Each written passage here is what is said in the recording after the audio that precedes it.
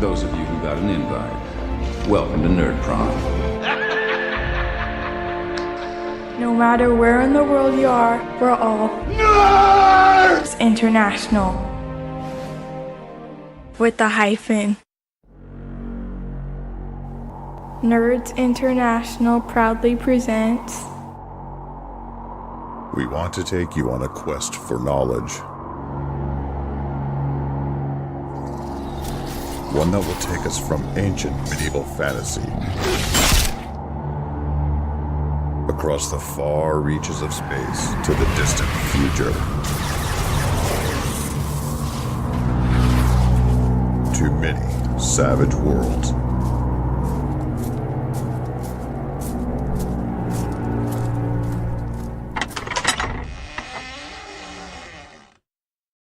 Welcome to this bonus episode of the Wild Eye Podcast. This is a podcast dedicated to Pinnacle Entertainment Savage Worlds aimed at beginners and veterans alike. What are we doing today, Eric? We got a special guest on the show. Yeah, Michael. Mike. Hi, Mike. Hey, guys. How's it going? Is it Barbeau? Yeah, it's Barbeau. It sounds French. Barbeau.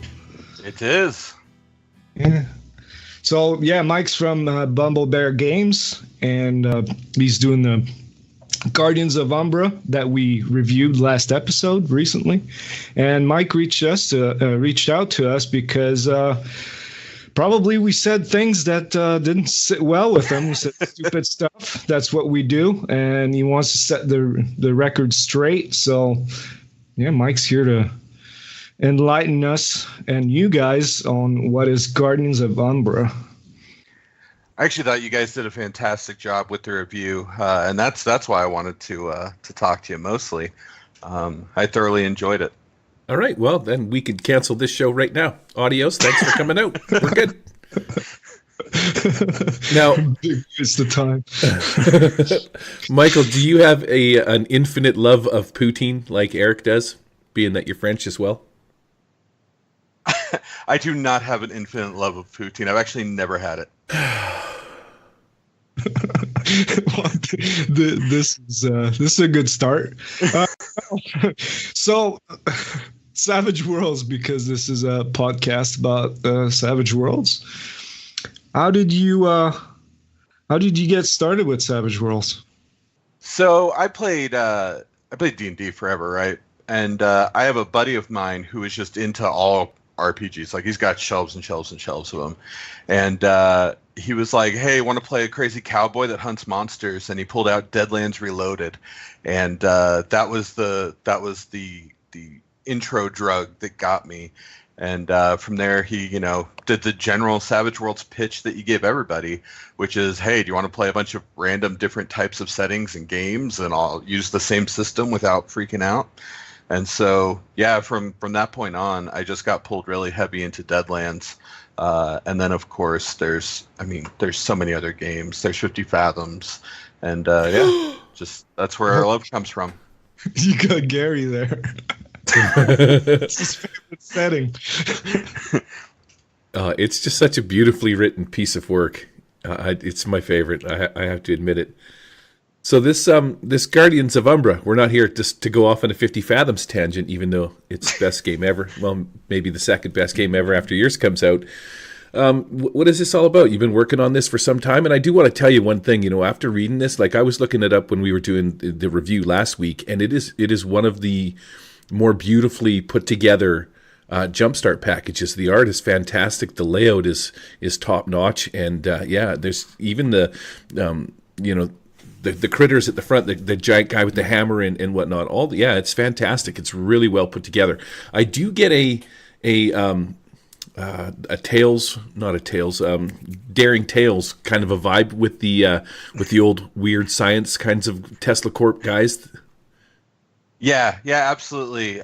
So thanks so much for that. I love the art as well. One of the things I think can make or break a book, especially an RPG, is just the art. If it's top notch, it can raise things above and beyond. But as for Guardians of Umbra, I started working on this way back in 2016. And believe it or not, it actually started out as a board game rather than RPG. Tech Raptor actually did a review on it at Gen Con the year we brought it in there. And so we were originally going to do it as a board game, loved the setting, and then we were like, hey, later we should do an RPG on it. And then just as things evolved and you know, choices were made, we're like, hey, why don't we do the RPG first, especially when Suede was announced. We're like, you know, this is a great time to make adjustments and push it forward.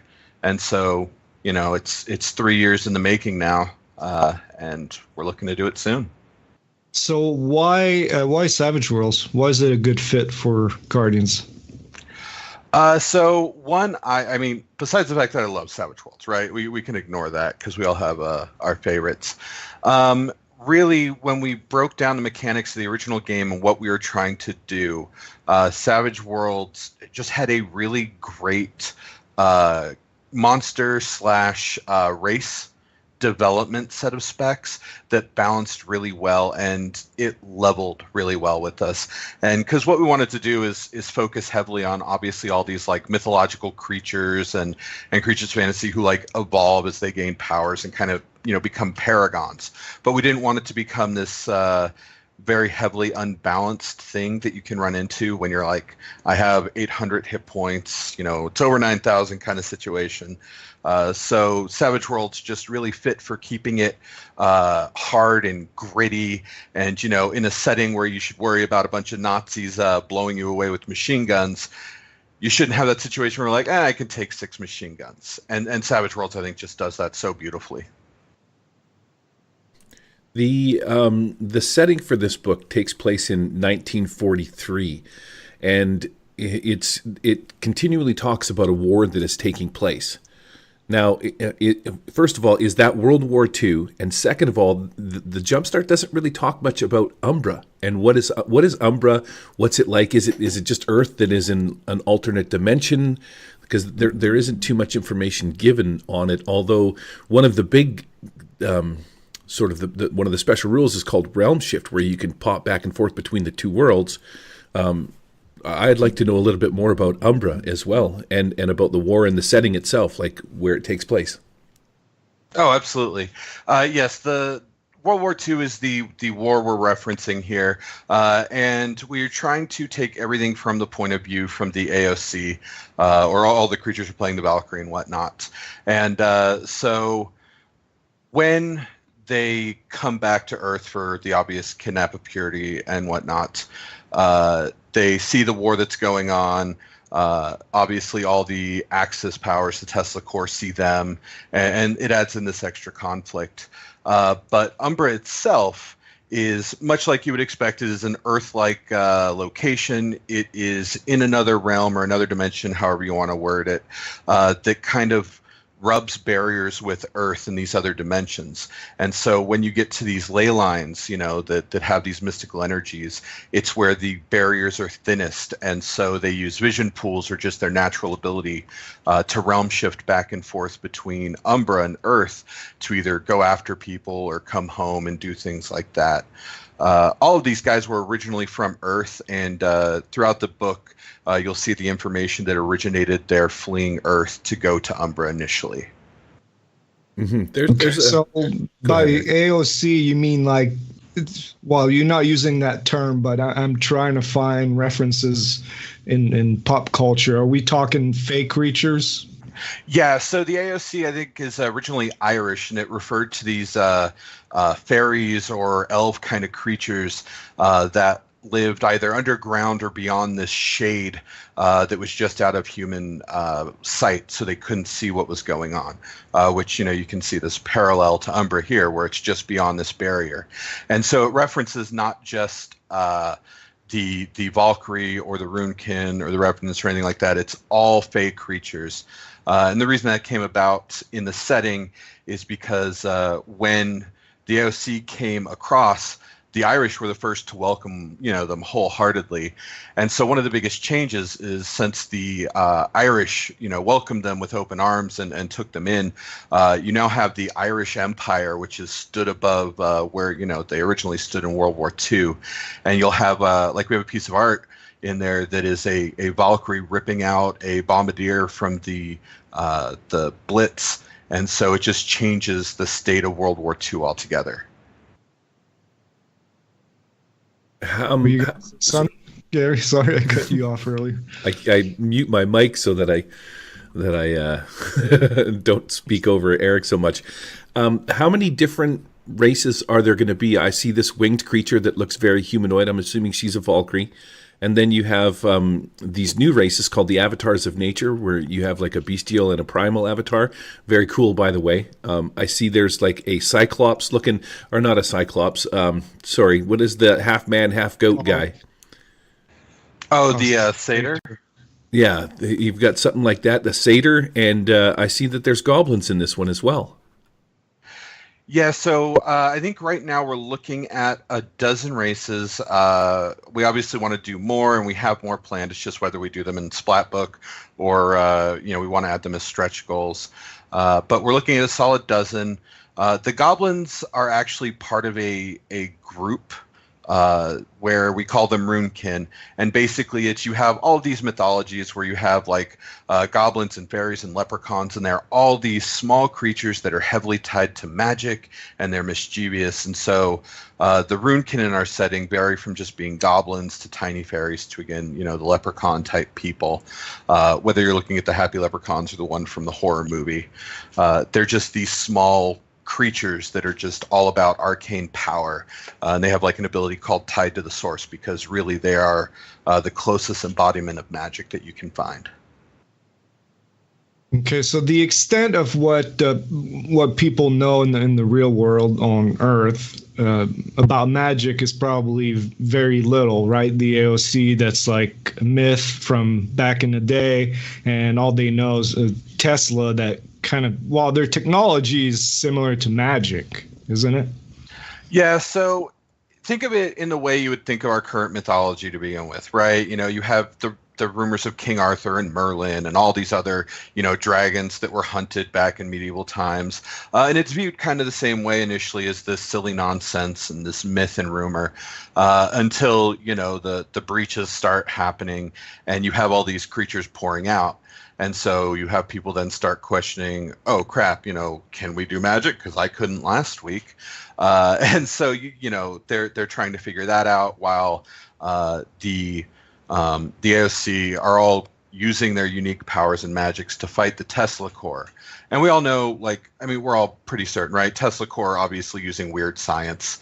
And while that is an arcane background, they don't consider it magic. They just consider it this crazed technology that is brutal and great for war. That was one of the things that I brought up was I was talking about the legs of the campaign or the setting.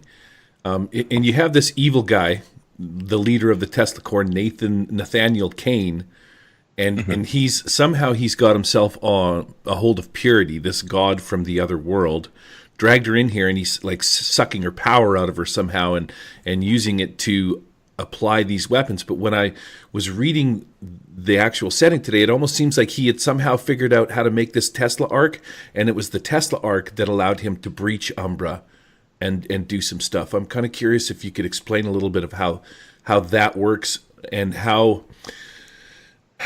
once we kill Nathaniel, what do we do then? So the Tesla Core and all that actually came before the AOC.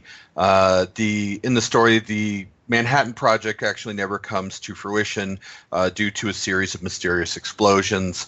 And Nathaniel Kane basically took the Tesla technology, advanced it to this kind of perfect weapon situation. What happens is Germany ends up finding this magical relic.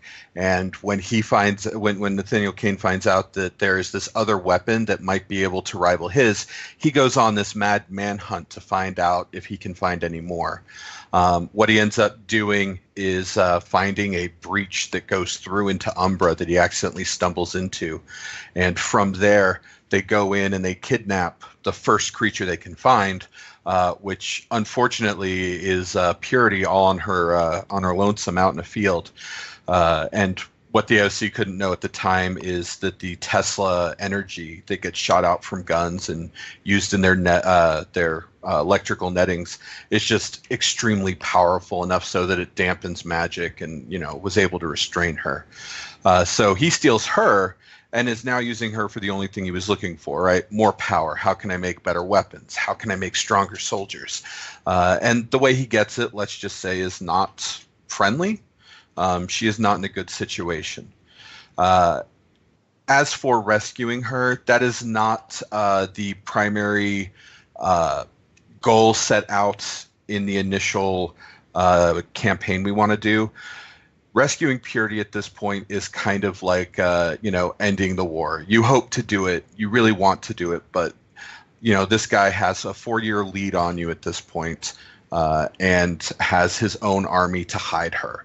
So while you're trying to find Purity and you're trying to do all these other things, whatever the GM wants to run in his story can either run parallel to that, or even just, if he wants to deal with the chaos going on in Umbra since Purity's missing, he can just fully dive into that, because we're going to have entire sections just on Umbra, the culture, the political situation, and all of that.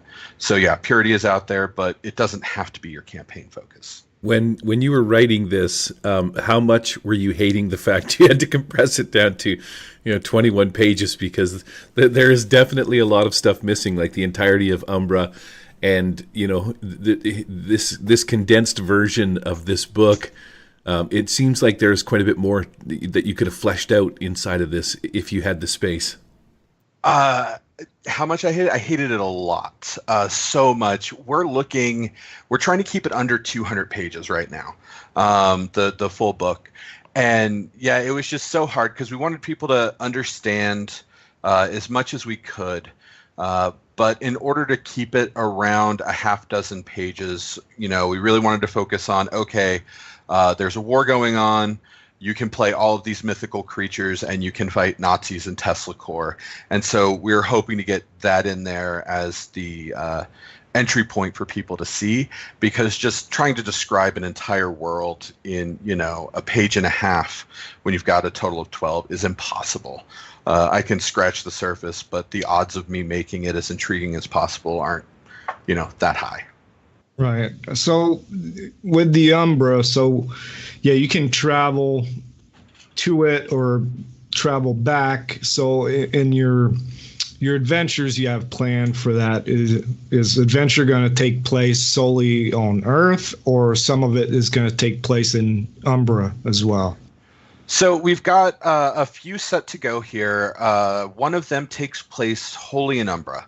But a lot of the stuff that you end up doing is, so you have two factions back on Umbra. You have the people who just want Purity back. They want to rejoin their former brothers, so to speak, on Earth and live happily. And then you have the other god, Ruin, which is Purity's brother. And based on his name, you might expect he is not a happy kind of guy. And so he is wanting to essentially lead this legion of Valkyrie and Runekin and all these others. And basically the whole eliminate your enemy, find what you were looking for among the ashes. And so you end up getting to play this kind of guerrilla warfare kind of concept where, the people you work for in general don't want to go in and just eliminate. So you have to do these small missions, or you have to try to take out an outpost. And kind of like the one we introduced in the Jumpstart, you play this group of guys who's trying to rescue another captive who has information. So you end up having to jump to Umbra, get your information, group up with other people, and then escape from Umbra to get back to Earth and do your little mission on the side. So depending on what a GM wants to run, if you're using your own homegrown or if you're using a setting, you can stay all on Earth, all in Umbra, or as you want, jump back and forth. So do you play, is the default campaign playing followers of Purity or Ruin, or that's left up to the GM? If you are playing the plot point campaign, we're going to include you are following the guerrilla faction who is out to rescue purity and be friendly with humanity. Ruin as a god isn't so much a villain god as somebody who just wants his sister back by any means necessary. And, you know, you can play somebody who worships Ruin thoroughly, but sees the need for subtlety. The group, though, you know, is smaller. You know, you're probably going to play with your 5 friends or however many you have. And so rather than having an army at your back, you know, you can take your small guerrilla crew and go and invade cities, or you can go in and go to sanctuary cities to build more allies and build a network amongst the people. We also have several countries you're going to be able to travel to. We didn't get to hit all of them. We really wanted to get them all, but there's just so many that we narrowed it down to most European. Okay. Is there going to be a point at which you could, I mean, I guess you could anyways, flip the script and play weird science humans that shoot over to Umbra and, you know, start just laying waste and taking some stuff? Yes, absolutely. We actually, when I originally was writing this, you actually played the Tesla core. And so I have like all of this setting material and stuff for you going in and taking out these monsters. It would just happen to be, you know, like we were talking about earlier, there's like all these other monster hunting games. You have Rippers, you have MHI. And so, you know, we were talking, it was like, why don't we flip the script? And so while the main goal is to play all of these mythical creatures, if you want, yes, absolutely, you just weird science it up. You have all of the information to go into Umbra. The Tesla core actually has a hidden facility in Umbra, so you can even use that as a launch base for your crew to do all these secret missions. And if they want, they can put a nice twist on it. You know, hey, we're just trying to stop these bad guys. But most Tesla facilities, let's be honest, are capturing living subjects and doing experiments on them. So you'll play a little bit darker side of the spectrum on that end. It'd be kind of interesting to, say, make your party or your players that you're playing with actually play both sides at the same time. So one game would be you're playing the Fae from Umbra, and you're trying to rescue purity. But on the other hand, you know, the next campaign you have 2 characters, and that guy is a Tesla soldier that's, you know, he's out to get some material, and you play them as you work them up through the ranks, and then as you come to a head, you have to sort of decide which way you want to go, and then end up fighting yourself. Huh? That would be fantastic. I would love to hear anybody who does that, to hear how it goes, trying to take yourself out. Yeah, you kind of sort of see the same adventure sort of from both sides almost, where, and you know, on the one hand, your guy thinks that these guys are like these evil creatures coming, especially the freaking goblin with this little vial of eyeballs that you put in there, and his want, you know what I mean? Maybe you play a guy whose brother was killed by one of these things, and you found him, you know, dead around the side of this warehouse or something with part of his face and his lips missing, and you see this goblin run off, and yeah, that would be kind of an interesting sort of a deal. Yeah, and you know, not all of the creatures we have are good guys, right? Like, you obviously have the gremlin swarm that we put in the jumpstart, but there's also like the Slender Man, who is by no means a good creature. And so while you have some of the AOC saying, hey, we're the good guys here, they kind of get counterpointed by these other monsters who show up and, you know, kidnap children from villages and just otherwise do terrible things. Yeah, I like that mischievous part there. Well, it's coming from the guy who's writing a book about criminals, but yeah, that goes without saying. So you dropped the word paragon earlier, and if you remember in my review, I was kind of questioning the power level of this campaign, of the characters you play, because you've got regen, and then if you play Avatar of Nature, you can have more regen and armor and all that. So where would you locate the power level? Is it like almost superpowers level, or like even kind of like rifts, or is it more rounded? It is definitely not rifts. We don't have any glitter guns or anything like that. It is higher than your standard power level setting that you'll run into in like Rippers or Deadlands. Actually, I compare it to starting off in Guardians of Umbra. It's like being mid to late game in a Rippers campaign where you have all of these added powers that have been dumped on you. That being said, we have all of the extra setting rules, like the creatures having regen, that you can choose to remove if you want it to be more deadly. But more importantly, and this is where it really balances out, is a lot of our enemies, a lot of our creatures or bad guys are very good at hunting a specific type of AOC. I think a piece of art I shared the other day was one of the Gaia hunters, who specializes in hunting these avatars of nature. Basically, they're the kind of sociopaths who want to hunt man, but that's illegal. So this is the next best thing for them. You know, they get their lodges together, they go out, and so you're going to sit there with your primal avatar of nature. You're going to have your automatic bonus to armor, and then you're going to take the secondary evolution to get the extra bonus to armor. And you're going to walk around with a lot of things and just tank really hard, right? Bullets will bounce off you. And then the Tesla core will hire a couple guys from a lodge, and next thing you know, your party is doing everything they can to protect you from this guy and his flamethrower who's just ignoring all your special abilities.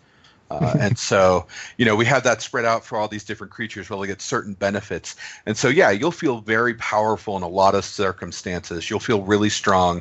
And then an enhanced Tesla cannon drops a Valkyrie out of the sky in one hit because she can't fly anymore. And suddenly you're not strafing people with a Tommy gun. You're being mauled by, gremlins and stuff like that. So it is very easy to balance out the power in that manner, as long as your GM is willing to like look at these creatures, and theoretically that's what he's wanting to do, right?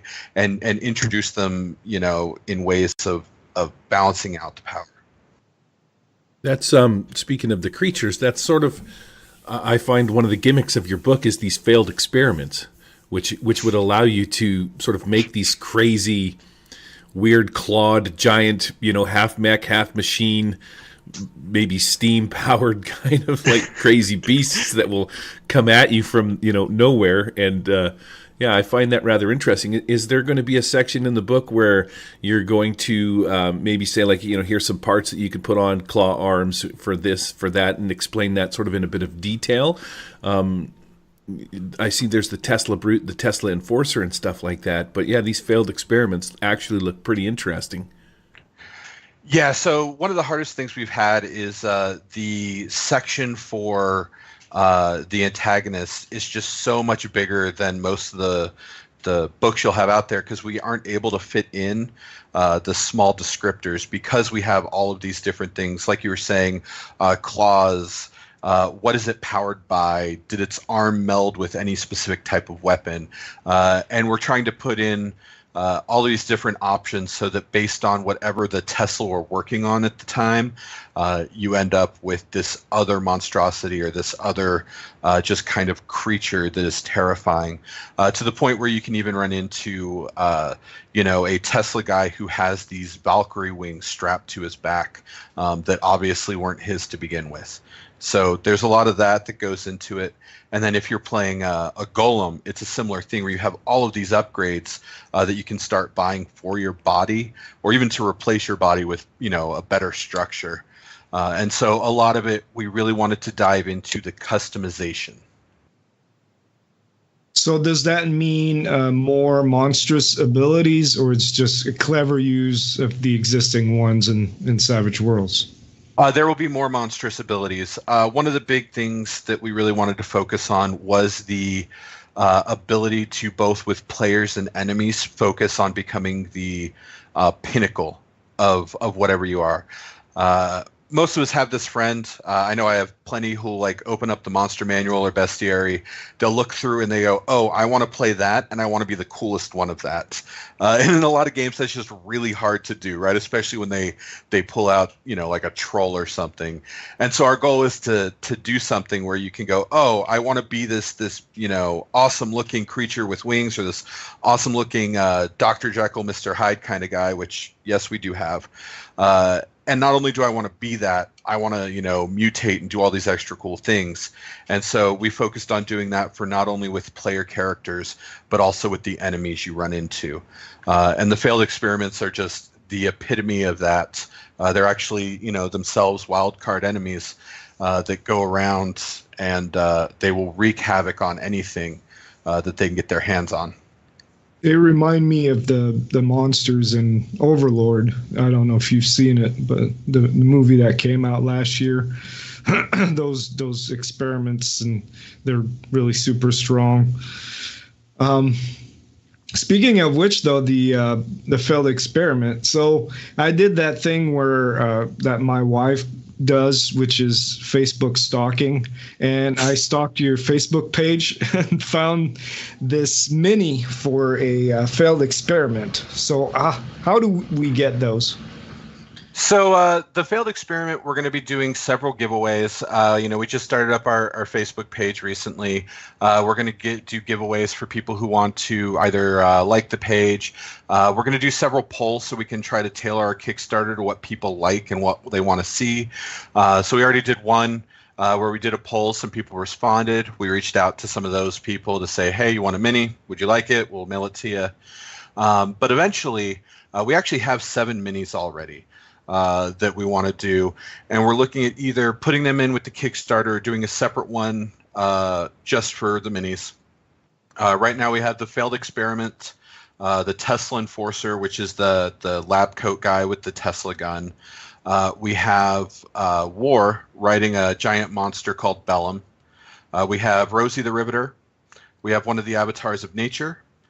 The character Mo, which is the Runekin Goblin guy with the Vissomancy ability. We have him. And then last we have another character called Sergeant Hell. And I wish I wasn't talking about this so soon after Hellboy came out, but yes, you can definitely draw parallels to him. Nice. Yeah, so I guess Paris wasn't wrong when he said it reminded him of Hellboy, because, yeah. Yeah, there's definitely at least a minor feeling and a minor connection to Hellboy in that kind of setting. Again, the only difference is you're not, humans trying to stop all of this. You're playing the other side. Mm-hmm. Right, yeah, that's the twist. Yeah, I get a touch of Avatar when I read this. You have the technological side, and then you have like the spiritual magic casting side. The only difference is maybe there is blue cats, but we don't know yet. You just have more races and abilities coming from the other side. You mentioned the Viscomancer, and I'd like to touch on this for a bit because we were talking about it before the show started. And the things that you can do, and it's in the description. He's feeding a lich eyeballs that he has in this jar. Now, Viscomancer is a new arcane background that you can play, and it sort of speaks to me on a separate level. Back in when I was playing D&D, you'd have they found a shield, this dragon scale or whatever, and it's like, well, what can you do with these things when you kill these monsters? And one of the guys that I played with was always looking to find a use for something. We take out this creature X, this goblin. Oh, maybe I can use its slime to coat my weapon with poison or something like that. So he seems to be, the Viscomancer sort of seems to be that guy. They have this, I'll let you explain exactly what they do to see if we're on the same page.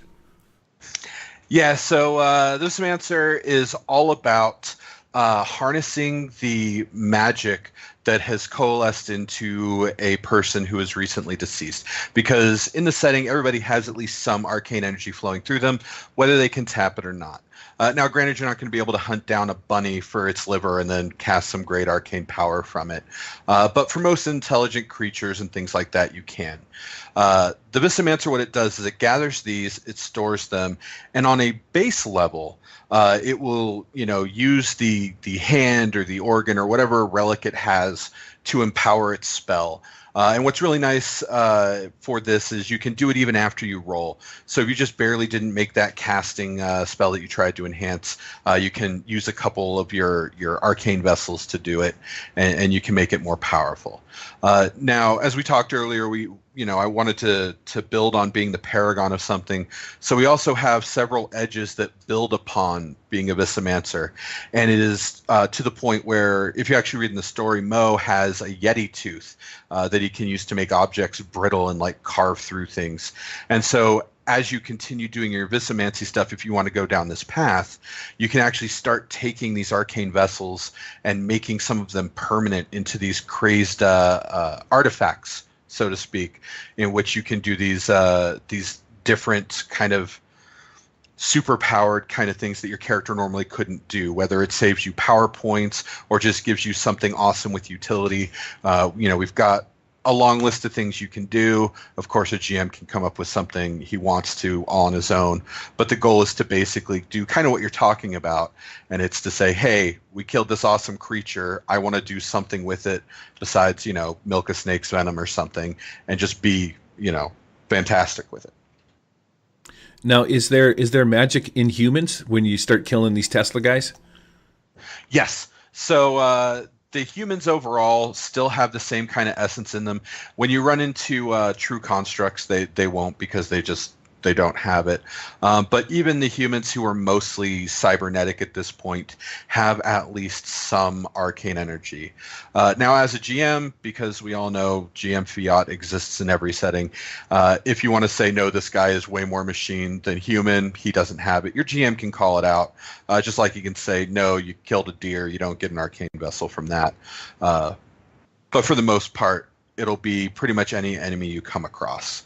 And that's why also, you talked about how now you can spend a Benny to give, 5 power points back, and it just didn't seem as much.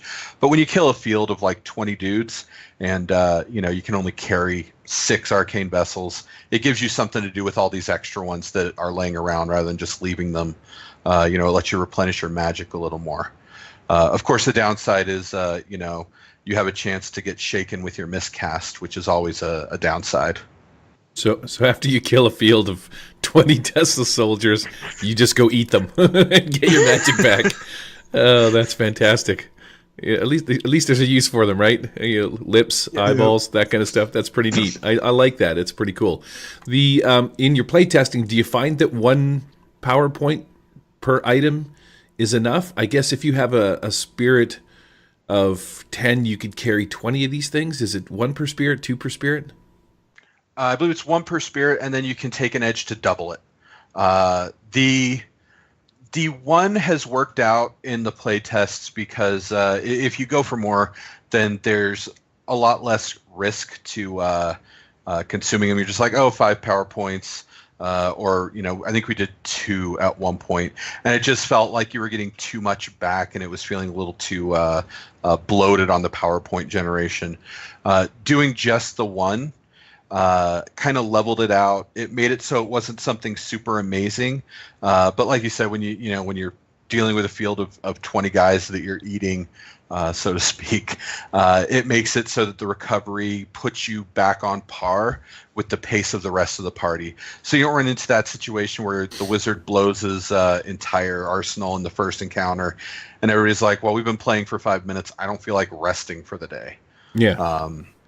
It's the one thing I like about Rifts is the Leyline Walker has this deal, especially with Suede coming out and all of the new spell abilities that you can tack on for extra power points. I like the mechanic that the mage has, where you're balancing how much you're going to spend casting with how much you can get back from doing sort of other things. So yeah, I would definitely be surveying the scene, and I'd be like, okay, 20 guys. When I'm done, I'll get 20 power points back if I eat this guy's ear, that guy's lips. I like that. It's sort of like a little side game I'd be playing with myself, balancing my PowerPoints. That's pretty neat. I do like that. The Vissomancer sounds like something I would be interested in playing. We also ran into similar situations where We had somebody, I think they were using a cannon at the time, or no, it was a flamethrower, and they were going around and just, they incinerate, these enemies. And so we had the Visamaster in the party is like, no, you're not allowed to kill them. I need them. And he's like, but I use a flamethrower. And the Visamaster player is just like, yes, but I need them more than you need to kill with a flamethrower. And so when you end up with these big fields, you'll say, yeah, I have 20 people out there. Crap, somebody blew up 3 of them, flamethrower torched 2, so now I'm down to 15. Now how do I balance my power points for the day, because I didn't plan for this. Or that grenade goes off and blows the guy to smithereens, and the magic foot lands at your feet, and all of a sudden you have free power points you can pick up right there. There you go, just snack on the go. I say they're good guys. It doesn't mean that they come off as nice or likable. It's really hard to become friends with somebody eating a foot in the middle of a fight. Yeah, that's one of the things that I would like to touch on as well. So the relationship between Umbra and Earth, or I should say not the two of those, but let's say the creatures of Umbra and the creatures and the humans on Earth. There's in the adventure that you put in it, they end up in a town called Tulin, and yeah. And those people are actually friendly with the creatures from Gaia. So there's this war going on. You got Nathan, who's the head of Tesla. He's selling weapons to either side, so he's like a third party that's sort of neutral.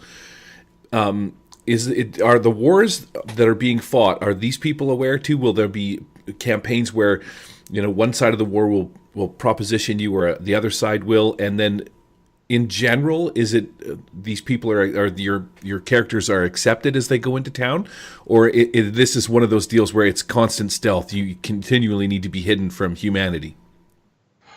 Right. So we wanted to address that and really balance it, because you touched on a great point where, you don't want to be stealthing nonstop, and you need to be able to do stuff on Earth other than just, kill somebody and hide. So you're going to have a lot of locations that, they're not friendly, or at least they're very, very wary of somebody coming in who's an AOC, or who's, specifically a Valkyrie or a Grimkin. Sorry, Grimkin, wrong name. Runekin. And they'll come in, and they'll not necessarily be hostile to you. They just won't like you. But then you have these sanctuary cities, and sanctuary cities are kind of what you expect, where it's people who are mostly like-minded going, you know what, they're not so bad. One came through half a year ago and saved us from, this rampaging other monster. They're more accepting. And so you can kind of scout out as players and go, okay, how does this city react to me?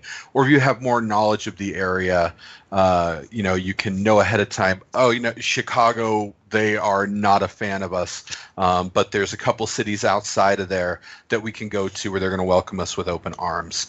And so we are documenting in there quite a few locations that will call out these specific cities in the U.S. and different countries, where it's like, yes, these are sanctuary cities. You can always relate to them as such. We're also including ones that hate you for just being, non-human. Other than that, GMs and players, they'll always, of course, be able to say, oh, hey, there's this city here, and they lean more towards being sanctuary. They lean away from it. The only real places that you end up running into, cities that always hate you are when you start running into the heavy Nazi populated locations, because they have their own views and they have their own issues with non-humans.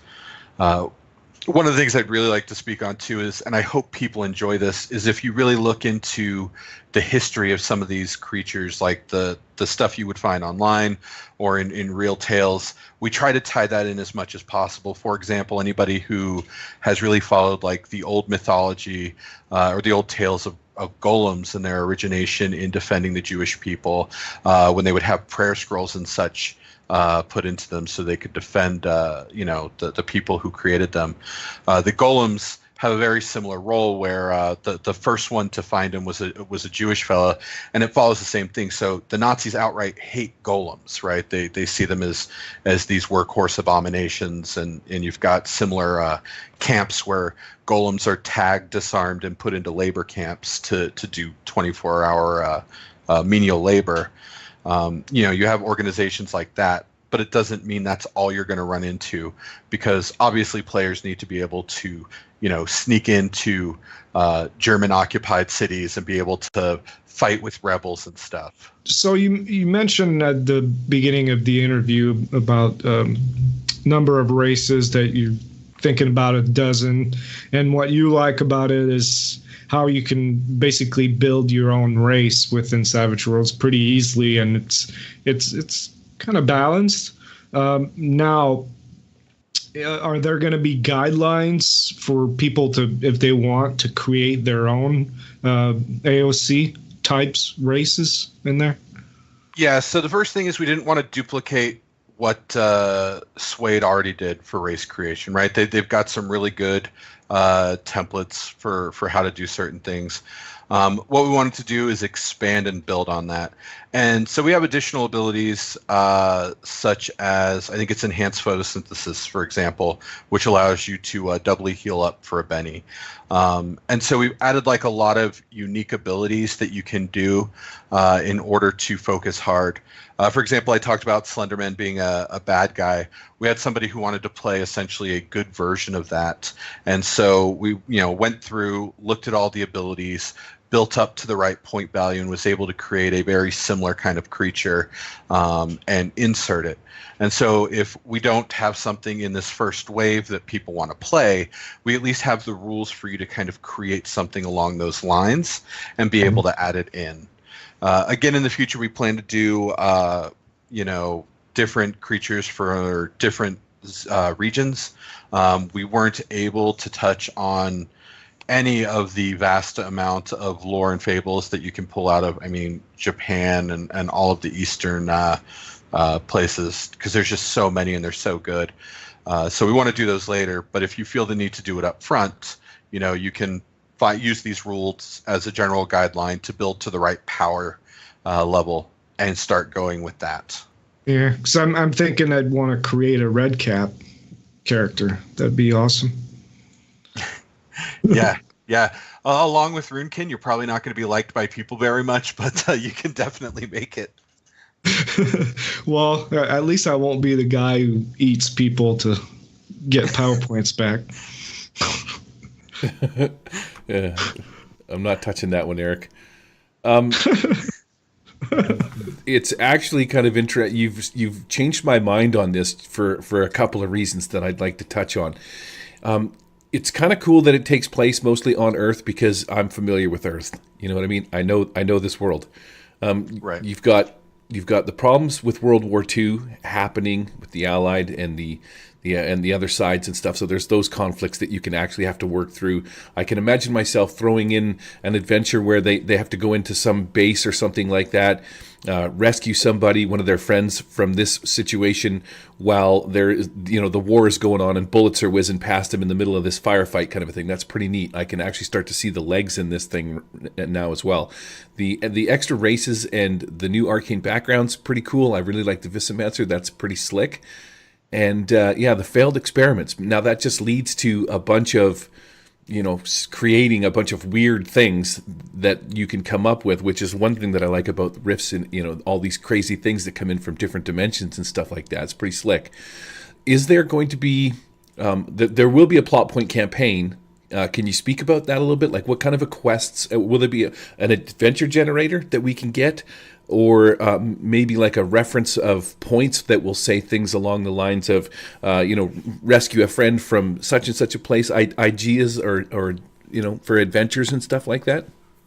Yeah, so the main story that we introduce stands around this unit that works under one of the people in charge in Umbra named Arthur. And spoiler alert, he is actually Arthur from the Legends. He actually got pulled into Umbra by these other AOC because the Lady of the Lake is actually a Fae. And she saw him as being somebody who was kind of the pinnacle of being a human. So he gets pulled into Umbra, and he is on the side of, hey, we need to spare humanity. We need to pull them together in this brotherhood rather than leading them astray or just destroying them all. And so you end up working under him. And he doesn't play a huge role in it other than you have a boss that's, 10 degrees above you. And you go out doing all of these different missions to try to right certain wrongs that have happened. At one point, you actually have to rescue the Lady of the Lake herself because she's been captured by the Tesla Core. And then, you end up investigating the Tesla Core who has, air quote, supposedly breached Umbra to find out what they're doing. And it's this trail of you finding all of this deceit and this corruption and doing your best to make them friendly to your cause. Because what you need more than anything in this 3-4 point war at this point is you need people to be allied with the AOC. Because right now, the only thing that is really standing between the AOC and the humans being at utter war is this other World War II that you've got going on, right? And so no one side can completely divert all of its resources to go after this new, race that can, appear out of nowhere along a ley line, right? Like that's a terrifying thing as a country. And so you're trying to balance the other nations liking you versus the campaign that Nathaniel Kane and the Tesla Corps is running to, brand you guys as these horrific monsters going out there. And I don't want to spoil too much because, people theoretically want to play the plot point campaign. But yeah, it's a lot of you doing this guerrilla warfare and going against just these people trying to make you out to what you're not. Nice. What about, I like that. It seems, is it 8 points plot point campaign, 12? Do you know how big it's going to be? I want to make it bigger. I would like to do a 12 point. I think what we're going to do is keep it at 8 and then do a stretch goal to make it bigger. And then anybody who, backs it will be able to get it along with their PDF if they're, getting PDFs and whatnot. Nice. What about gear? One of the good things, one of the things that people like about the settings is to find new gear. Now there's an amount of magic, obviously, in this setting. Any cool magic items or weapons that you can talk about? I know you mentioned a little bit earlier in the show, and maybe different kinds of weapons or armor that we can get our hands on. Yeah. So there's 2 sides we went for here. You can either go after human weapons, and you can use things like Tommy guns. You can use grenades, things like that. Or if you want to be more of a purist, you can go and grab all of this other gear from the Valkyrie. The Valkyrie in our setting are master craftsmen, and all of the greatest and magic weaponry comes from them. They have this big flying citadel that you can go to and like watch them craft these artifacts and stuff. And so you're going to find, like we introduce, I think on one of the characters in the Jumpstart, the chain glaives, which are essentially these long chains with these pendulum blades on it. And they're a specialized weapon for the Valkyrie. They have reach, and they allow them to essentially do these flyby attacks with their weapons and cut up the enemies if they want to get a little bit closer. So we have a lot of unique weapons we're doing. We're doing magic weapons, and we're trying to do a unique addition to magic item creation. You can still reference the Fantasy Companion if you want to go off that for their standard use. So, that's still useful to people who buy it. But if you want to do the enhanced stuff that we have, or if you want to use, the unique magic items or the unique melee weapons we have, they're all there. And especially the armor, like we have specialized breastplates or Valkyrie armor, things like that. They are all enchanted in such a way that they're at least somewhat resistant to bullets, because, the problem with plate mail is Tommy gun's going to tear through it. So it helps provide this better protection that you wouldn't normally expect from a pseudo-medieval set of armor. There's 3 things that I'd like to put a request in for. Okay, let's hear it. First off is an audiobook that I can let my players listen to so they can have the backstory or the setting information that you would deem usable, so they understand what's going on, like who's who, what's what, or I guess I could just have them listen to this podcast. That would probably, because so far we've kind of touched on all of that stuff. These are the things like, you can never get your players to read the material, and I spend most of my time explaining stuff inside the world to them, as well as playing the game. It's like I'm half teaching, half game mastering and stuff. So that'd be kind of cool if there was, a little bit of an audiobook. I'm like, you don't have to read nothing, just listen to this. Secondly, paper minutes. I'm a huge fan of paper miniatures. You were talking about the real miniatures earlier, but I would like to get this failed experiment guy with these claws and this frickin' mechanical boot as a paper miniature, or even like a swarm of gremlins is actually pretty cool. That would be fantastic. You know what I mean? You brought that up. I think you brought it up last time when you were doing the review of the Jumpstart, and somebody talked about it, and I thought, wow, that is a brilliant idea, especially because it fits more people's budgets to do paper miniatures. So that one I can tell you're almost definitely going to see. Oh, nice. Yeah, I forgot what my third one was now all of a sudden, but oh no, I'll remember it here in a minute. I get too excited for my audiobooks. It's one of the things I bring up all the time. There's so many frickin' settings inside of Savage Worlds, which only lends to the beauty of the setting or the system. But man, you know what I mean? It's, you want to sit down and play a game like this, and you want to have that backstory so I don't have to explain to everybody what's going on. I'd like to see more audiobooks. I'm just saying. That's all I'm saying. Well, you bring up a good point there about too many settings for Savage Worlds. So one of the things that a lot of Savages do with setting books is that they scavenge material from them to use in other campaigns.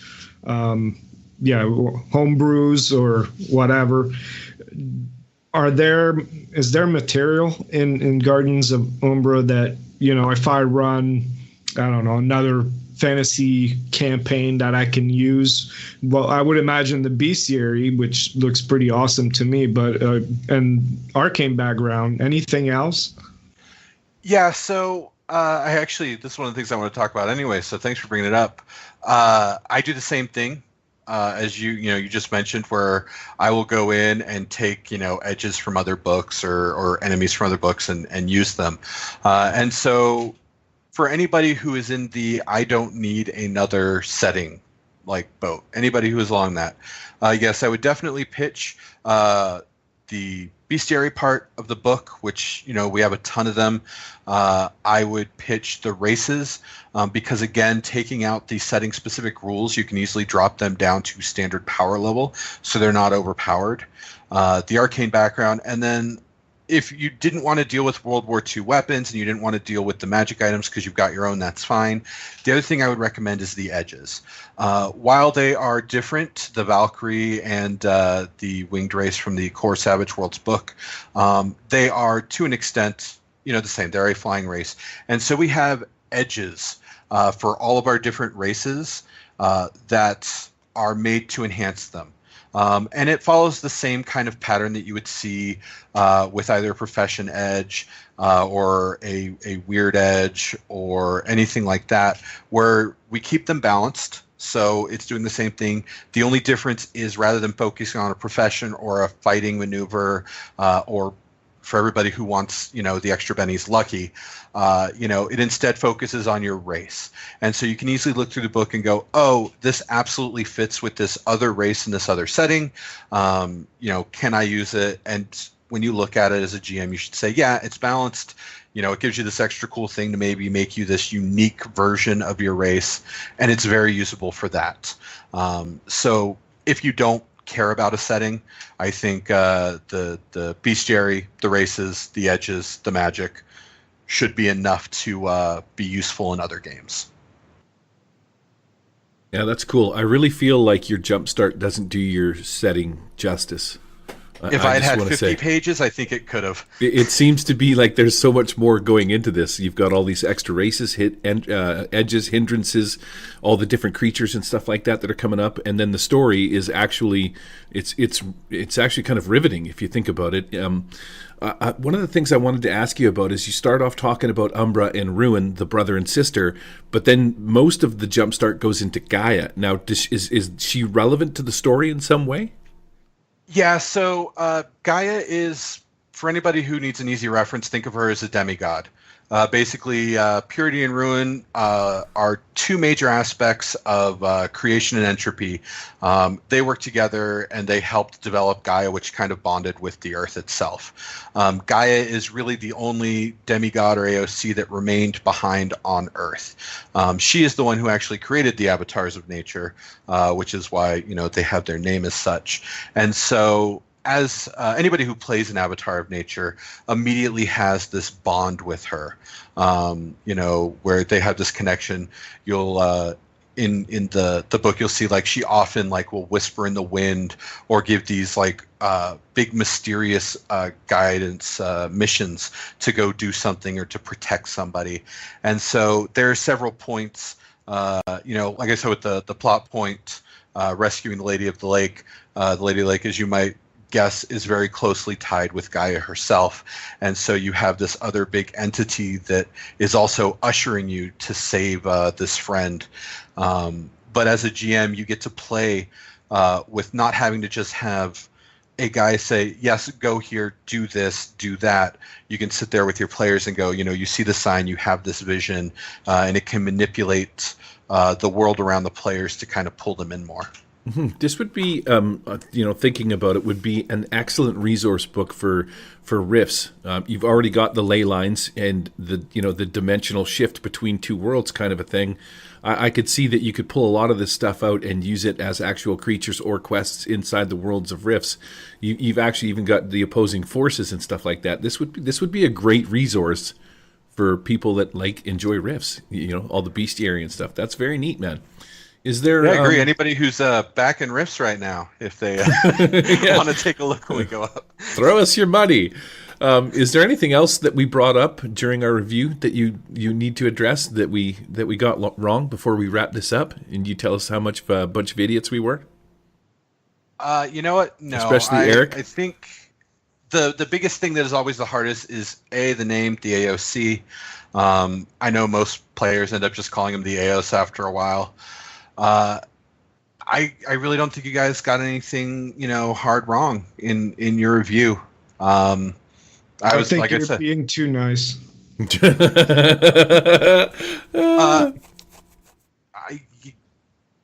I disagree with you. You should just say something. Say something really bad about Harrison and something he said. Seeing as how he's not here to defend himself, I think that's what you should do, and then we'll just edit it in. But I'm going to leave this in too, probably.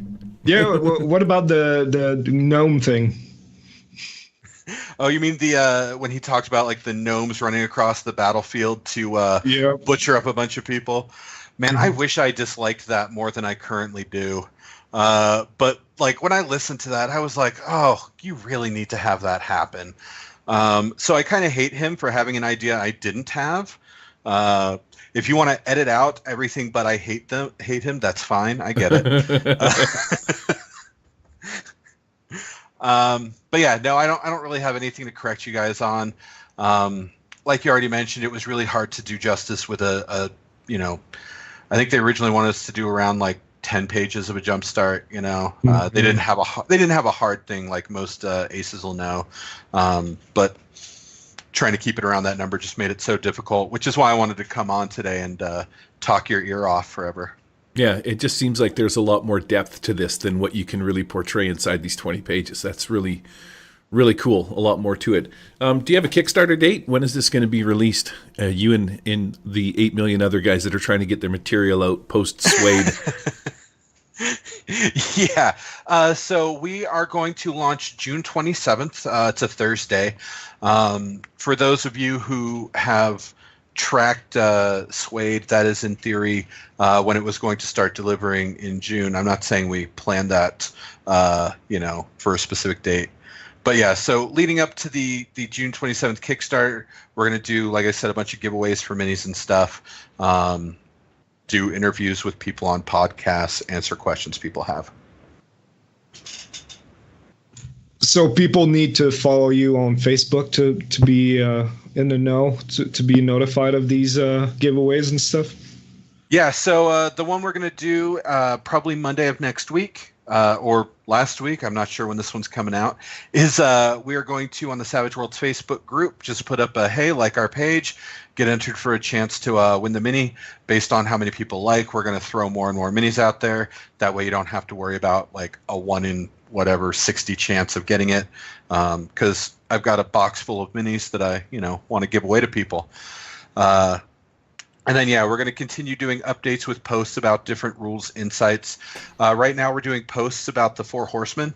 We didn't talk about them a bunch today, but they are a bad guy in the setting. Much like, you have Stone in Deadlands. They don't exactly play this front force, but as a GM, if you want to make them the thing, we have really interesting takes on them.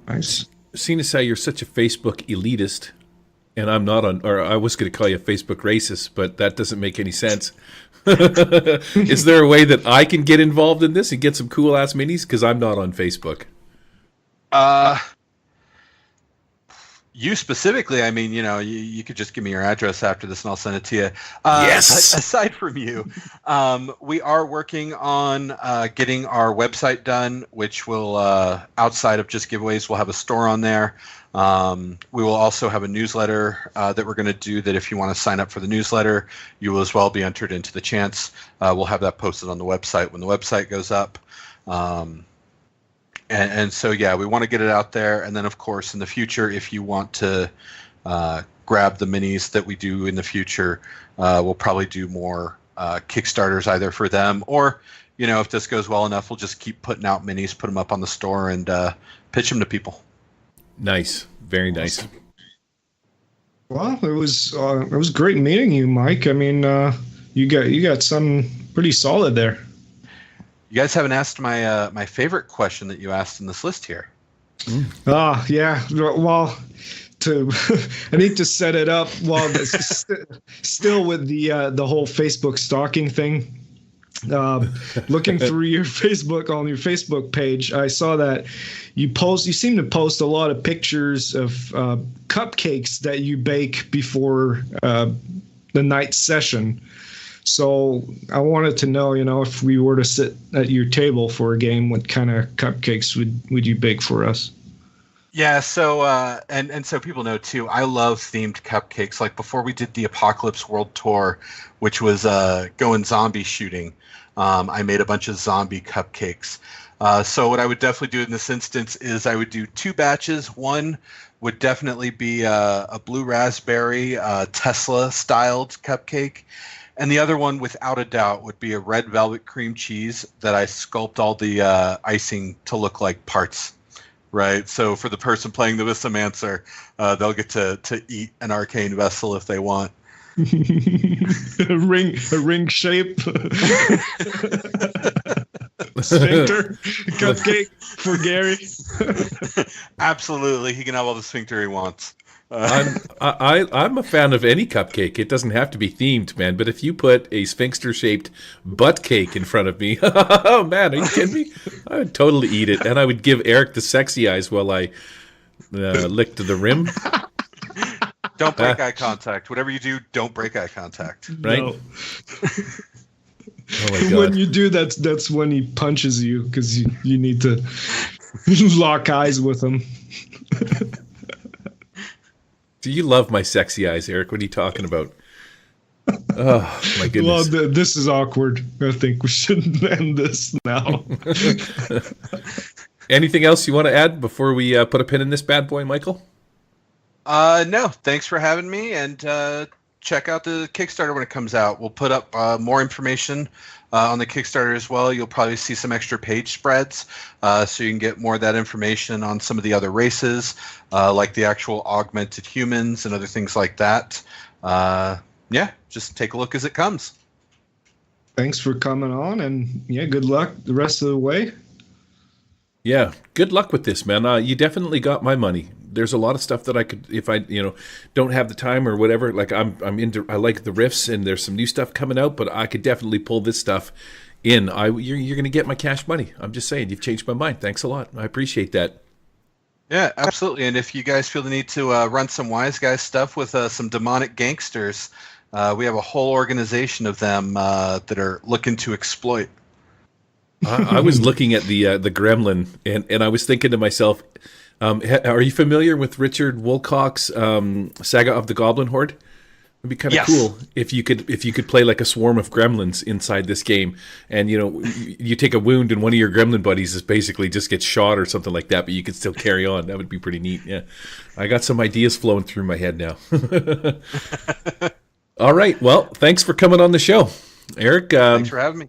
I don't know why you had to take the show in such a horrible direction right at the end, but I blame you for that. I take full responsibility for that. All right. Goodbye, everybody. This is Eric saying, grab your sword by the balls. And this is Gary saying, keep those cupcakes close and make sure you get full eye contact when you're doing your business with them. Keep your pants on, everybody. Keep it fun. Thanks, we're out.